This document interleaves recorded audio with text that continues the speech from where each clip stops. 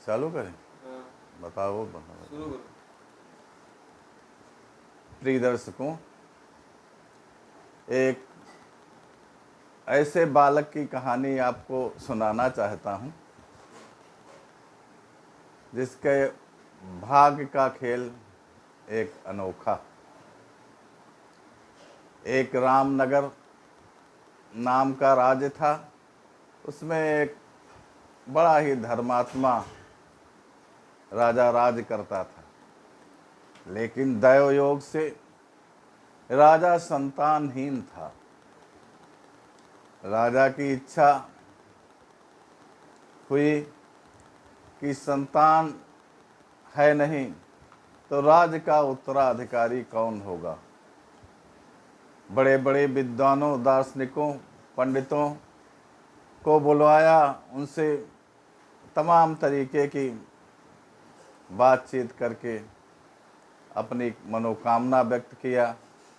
कहा कि राज्य का उत्तराधिकारी हमें चाहिए, हमें एक पुत्र चाहिए। तो कुछ तांत्रिक लोग आए जिन्होंने राजा को एक अपनी विधि बताई। कहा, राजन, यदि कोई ऐसा किशोर पुत्र हो नौजवान लड़का, जिसको हम पूजा पाठ करके देवी को बल दे दें, तो आपके संतान हो जाएगी। राजा तो धर्मात्मा था, लेकिन उसको भी जो है संतान की इच्छा के कारण हाँ करना पड़ा। राजा ने मंत्रियों से कहा कि आप लोग जाइए, राज्य में अगर कोई भी माता पिता धन लेकर अपना पुत्र दे देता है बल देने के लिए, तो ले आइए। मंत्रीगण इधर उधर देखने लगे। एक निर्धन व्यक्ति के कई पुत्र थे और उसमें से छोटा पुत्र जो था वो किशोर अवस्था में था, 12-13 साल का। तो उनके माता पिता को समझाया कि आपके कई पुत्र हैं, आप निर्धनता से जूझ रहे हैं, ये पुत्र आप हमको दे दीजिए और आपको बहुत सारा धन संपदा मिलेगी और आपके पुत्र सदैव जो है परिवार सुख से जीवन यापन करेगा। वो माता पिता संतुष्ट हो गए और उस पुत्र को दे दिया। मंत्री लोग ला करके राजा को बताया कि अमुक लड़का ये मिल गया है और बल देने के लिए व्यवस्था की जाए। उस मुहूर्त के अनुरूप तांत्रिकों ने उस देवी के मंदिर पे उस पुत्र को ले जाकर नहला धुला करके स्वच्छ कपड़ा पहना करके और बल देने के लिए ले गए। राजा भी साथ में थे। अपने यहाँ की परंपरा रही है कि अगर किसी को मृत्युदंड तक भी मिलता है तो उससे उस समय उसकी अंतिम इच्छा पूछ ली जाती है। तो राजा ने कहा कि पूछो इस बेटे की अंतिम इच्छा क्या है। तो उससे अंतिम इच्छा पूछी गई तो उसने कहा,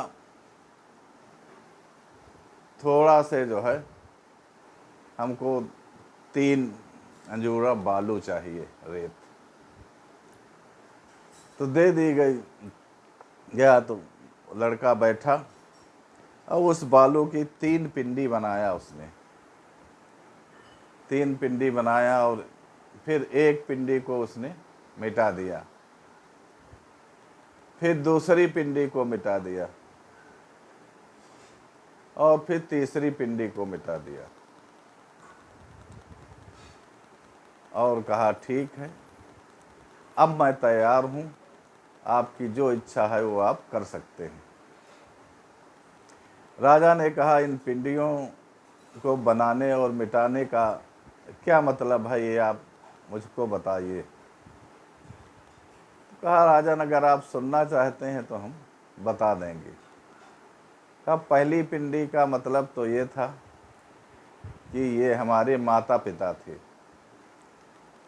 माता पिता का दायित्व होता है कि अपने पुत्र को पालना और उसके जीवन की रक्षा करना, लेकिन वो वैसा नहीं कर सके, तो इसलिए उनके अस्तित्व को हमने मिटा दिया। दूसरी पिंडी तो वो थी जो नातेदार, रिश्तेदार, भाई बंध, इष्ट मित्र थे, उनके नाम की थी।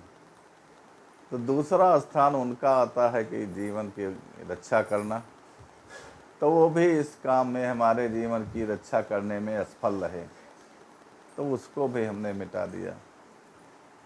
तीसरी पिंडी का अर्थ अगर आप सुनना चाहते हैं तो राजा जो है राज्य का मालिक होता है, उस राज्य प्रजा का वो माता पिता होता है। आखिरी उसका उद्देश्य होता है, उसका कर्तव्य होता है कि निर्दोष जनता को कोई कष्ट न दे सके। लेकिन मैं भी एक निर्दोष हूँ और राजा जो है अपने उत्तरदायित्व का पालन नहीं कर पाया, तो इसलिए मैंने इसको भी मिटा दिया। राजा की आंखों में आंसू आ गए और राजा ने कहा, मैं तुमसे क्षमा चाहता हूँ। आदेश दिया मंत्रियों को कि लड़के को राजकीय सम्मान के साथ राजमहल ले जाया जाए। और राजमहल ले जा कर के राजा ने सोचा, ये लड़का अभी से बहुत विद्वान, प्रतिभाशाली है, ऐसे ही पुत्र की हमको आवश्यकता थी। और दूसरे दिन उस लड़के का राज तिलक कर दिया और कहा, आज से तुम मेरी संतान हो, युवराज हो, तुम ही राज्य के उत्तराधिकारी रहोगे। अगर ये प्रेरणादायक कहानी आपको प्रिय लगे तो साथियों, आपसे अनुरोध है कि हमारे चैनल को सब्सक्राइब करें।